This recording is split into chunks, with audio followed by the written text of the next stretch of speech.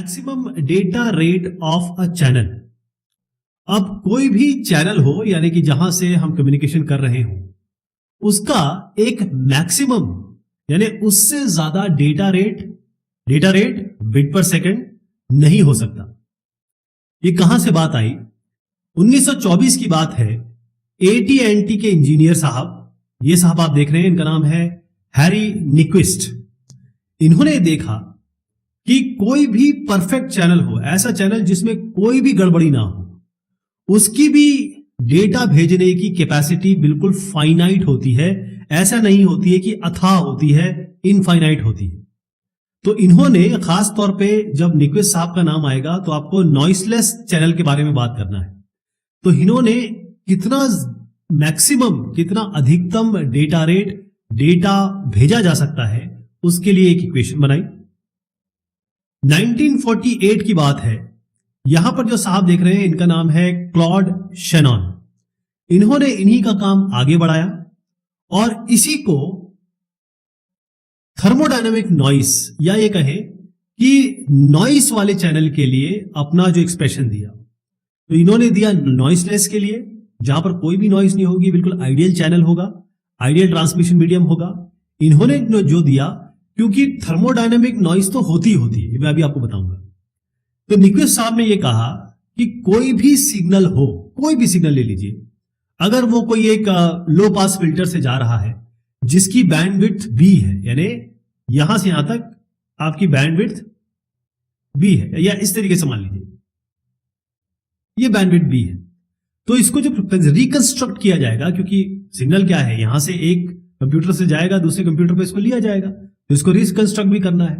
तो इसको रिकंस्ट्रक्ट जब किया जाएगा, दोबारा इसको रिट्रीव किया जाएगा, उसके लिए 2B, ये तो B आपका बैंडविड्थ हो गया, इसके लिए चाहिए होंगे 2B सैंपल्स पर सेकंड, 2B सैंपल्स चाहिए होंगे। अब 2B से ज्यादा सैंपल की बात करना अमान्य है, पॉइंटलेस है। उसका कारण क्या है? क्योंकि आपने तो यहां से लो पास फिल्टर करके उसको B से भेजा, इसका मतलब हायर फ्रीक्वेंसी कंपोनेंट जो है वो तो ऑलरेडी फिल्टर आउट कर ही चुके हैं, तो उसके आगे की बात करना तो बेमानी है। जो एक्सप्रेशन निक्विस्ट साहब का है, उन्होंने इसमें, क्योंकि इनका एक्सप्रेशन थोड़ा अलग है, इनके एक्सप्रेशन में, निक्विस्ट साहब के एक्सप्रेशन में यहां पर V है, V को इन्होंने कहा डिस्क्रीट लेवल्स। तो सिग्नल जिसके V लेवल्स हैं, मैं बताता हूं ये लेवल्स क्या होते हैं, उसके लिए मैक्सिमम डेटा रेट क्या हो सकता है? 2 into B, B आपका बैंडविड्थ है, लॉग तो लॉग होता है, और ये V है नंबर ऑफ डिस्क्रीट लेवल, अलग अलग लेवल। और कितना मैक्सिमम डेटा रेट हो गया? इतना बिट्स पर सेकंड। एक छोटा सा एग्जांपल देता हूं। निक्विस्ट साहब ने नॉइसलेस चैनल के बारे में बात की है।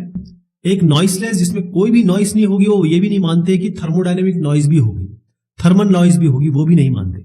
तो एक नॉइसलेस चैनल जो 3 किलोहर्ट्ज का है, तो यहां पर आप 3 किलोहर्ट्ज डालेंगे, और मान लीजिए आप 2 लेवल बाइनरी ट्रांसमिट कर रहे हैं, तो यहां पर भी समझ गए आप। अगर मैंने बाइनरी कहा तो इसका तात्पर्य क्या हुआ?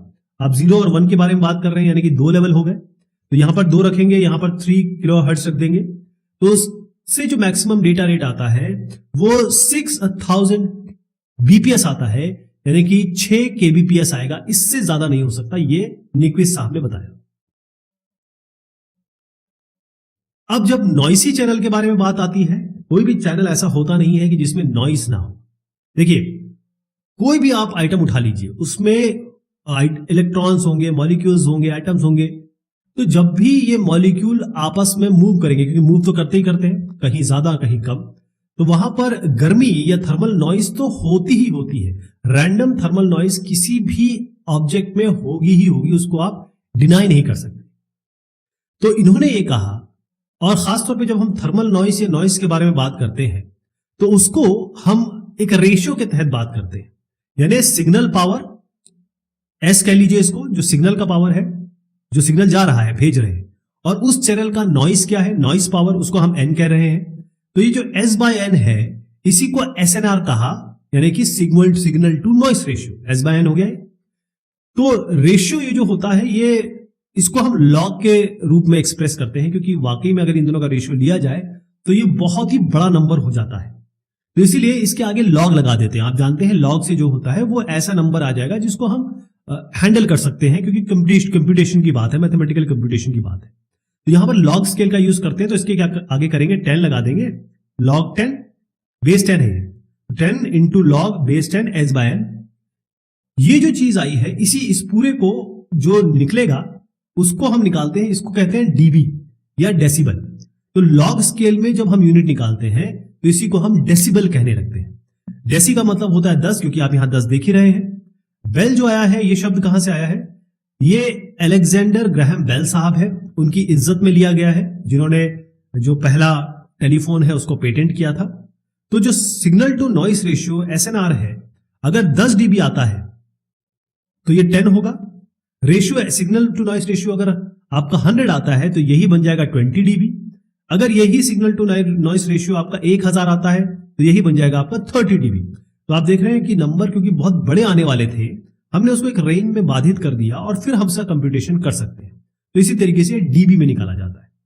तो शैनन साहब, इसको हम शैनन कैपेसिटी भी कह सकते हैं या मैक्सिमम डेटा रेट भी कह सकते हैं, नॉइसी चैनल के लिए, ऐसा चैनल जिसमें इन्होंने कंसीडर किया कि नॉइस होगी, यानी कोई ना कोई ऐसी चीज होगी जिसको हमको अपने अंडरस्टैंडिंग में लेना पड़ेगा।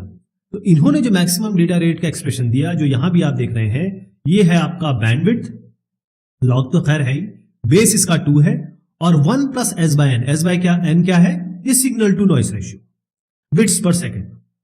तो बैंडविड्थ अगर बी हर्ट्ज में है, ध्यान रखिएगा ये हर्ट्ज में है, मतलब अगर किलो हर्ट्ज में होगा या फिर मेगा हर्ट्ज में होगा तो आपको हर्ट्ज में कन्वर्ट करना पड़ेगा, और s/n इसका सिग्नल टू नॉइस रेशियो है। तो मैक्सिमम डेटा रेट कितना हो गया, ये एक्सप्रेशन हो गया इसका।